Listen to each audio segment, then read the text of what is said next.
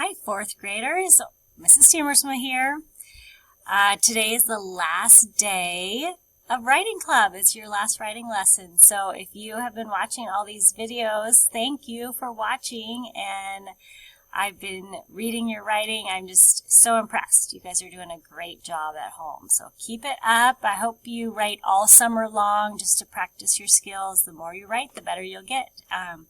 You're always welcome to send me your writing. If you want me to read it for you, I'd love to. So today is our last day, so I'm going to teach you the final step in writing, and that is reading back through your writing and editing, making sure there's no mistakes. We've already talked about revision, where you make it sound better. Today, it's making it look better and making sure you're following all those grammar rules.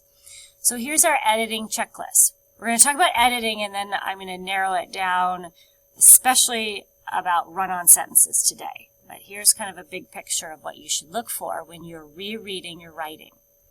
Make sure that each sentence ends with punctuation, periods, exclamation point, question mark.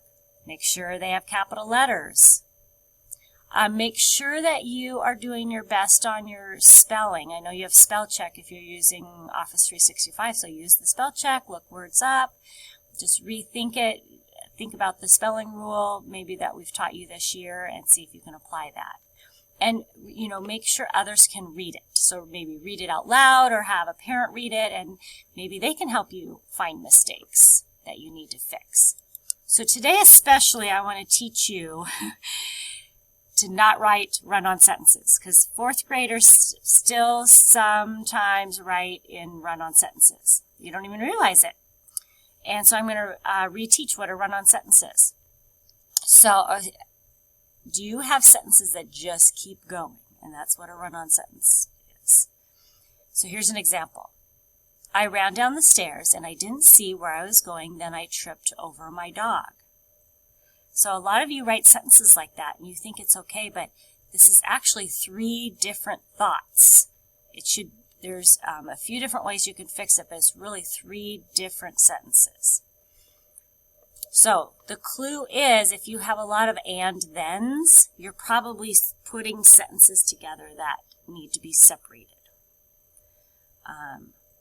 So reread looking for clue words like and then. Ask yourself, could this be the beginning of another sentence? So if you see that I is going to be the subject of a sentence, and that usually means it's a new sentence. So in this instance, they're turning it into 3 different sentences. I ran down the stairs, period. I didn't see where I was going, period. I tripped over my dog, period. So 3 different sentences. So I'm going to show you some other ways to fix run-on sentences. So what is a run-on sentence? A run-on sentence is 2 complete sentences or more written as one. You can tell a sentence is a run-on if there are 2 complete thoughts. So here's another example. My brother graduates from college this month.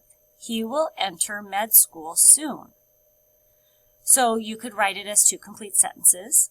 My brother graduates from college this month, period. He will enter med school soon. Or you can join the 2 sentences with a comma and conjunction, which we learned about in 4th grade. My brother graduates from college this month, comma, but he will enter med school soon.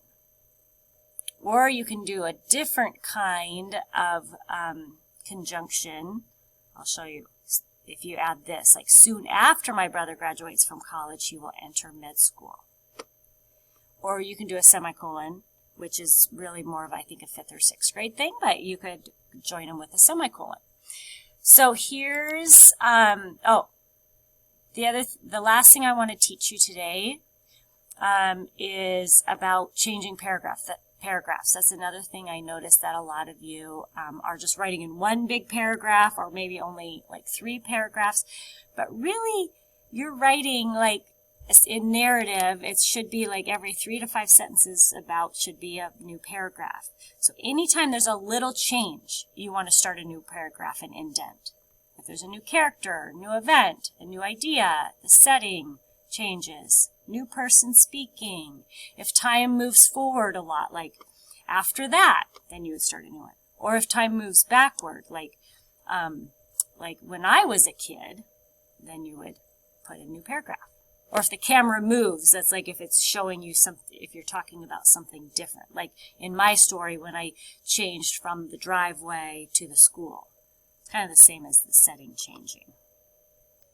So I'm going to quick show you my story and how I don't have any run-on sentences, but I wanted to show you about paragraphs. So I've indented. And then once you indent, usually on Office 365, every time you push enter, it will automatically indent. But if you haven't done that, you might want to go back. And so, yeah, my introduction here, going down the driveway, it's about 4 sentences. And then look, when I get to school, it's a new setting. So I made a new sentence, or a new paragraph, sorry.